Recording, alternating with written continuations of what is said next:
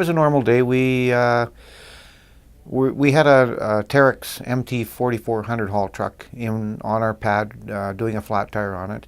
And while we were working on that, my coworker Jordan and I, we had another truck came up. It was a Komatsu 930E, which is a bigger truck yet. It's, I believe, around a 320-ton truck.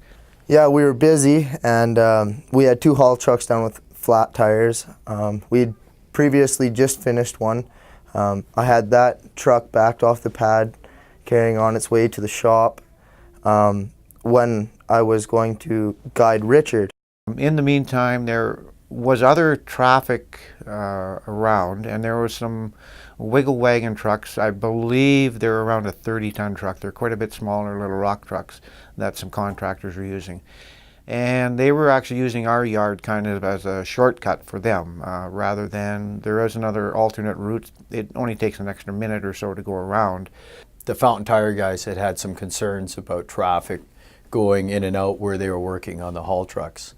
So I had just finished doing some work at the pit shop and decided, well, at perfect time, I'll drive into the van and just observe what was going on. So Jordan, who was just out there working with Richard, came over to talk to me, and we were discussing, you know, options for traffic there and the issues they were having. And just as we were discussing this, a wiggle wagon happened to be pulling towards Richard, and it came right behind him, and not even 10 feet to his bad side, which is the passenger side, not even 10 feet, he drove right beside him. And like Richard can't see within like over 100 feet in front of him on the bad side. Knowing that there was other vehicles in the vicinity, I didn't feel comfortable leaving the spot I was in until Jordan actually guided me. He had better vision of what was going on around me.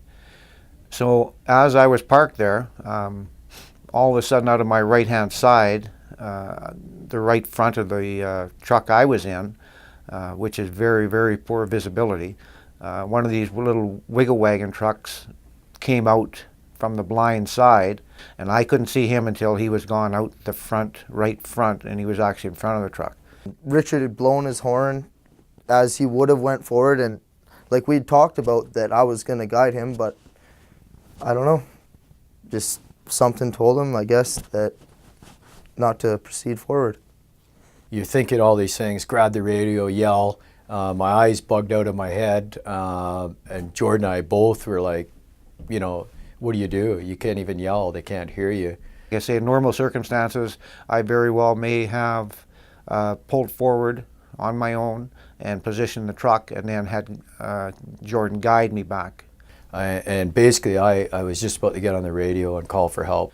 So if I would have decided to pull ahead at that time, it could have been very, very deadly consequence.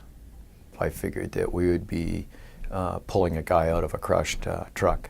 So my worst fears were that, you know, huge injuries or a fatality were just about to happen in front of me. Well, the reason Richard and I had been talking about, you know, waiting to guide and everything, there had been so much traffic through there. The people were getting complacent. They weren't watching, and a lot of the people were contractors on site, so they're not familiar with everybody that's around there, what's going on. All that they're focused on is what they're doing. So you don't want to be put into that situation where there's chance for someone to get injured or killed. Those guys actually adjusted the way they did their job, and that was huge. You know, and that's just a little bit of communication between 2 guys, and that's the way they're going to do it. And no doubt in my mind that because they talked about it, that accident was avoided. I don't know, anybody that has been in mining for some period of time would know you never, ever drive behind a haul truck that's running, doesn't have wheel chocks down, and you never, ever drive on the bad side, ever. If I would have pulled ahead and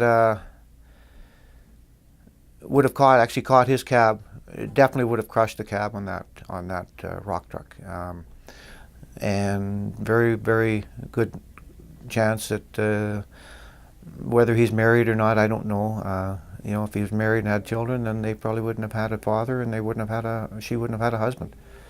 At the time, no doubt in my mind that he was totally clueless to the fact that he had just put himself in grave danger. You can't be complacent in a place that's changing day to day. This place changes. There's no room for complacency here. You cannot do that here. And it doesn't affect just him. You know, it would have affected myself, the witnesses, everybody concerned. So. Well, I mean, you look at just the people that affected that saw it, that's going to be, I mean, to watch someone die is horrific. You know, it's not like TV. It could be a long, slow process, and it's not a pretty thing to see. Oh, how could you sit there and watch someone get killed? I don't think I could live with that. It'd be too tough. On a personal note, I grew up in Ontario years ago, and I had an older brother that was actually killed in a mine. I know how it affects a family. It's devastating it devastated our family. That was 30-some years ago that my brother was killed, and I still think about him every day, or most days. It still affects me. You know, I think a lot about what he would be like now. We have family get-togethers, and I think, well, I wonder what Wayne's kids would be like, et cetera, et cetera. And I don't want to see that happen to anybody. I don't want to see families have to go through what we went through, and yeah, pay attention to videos. Little things that you may pick up in these videos and these safety movies can make a difference of life and death.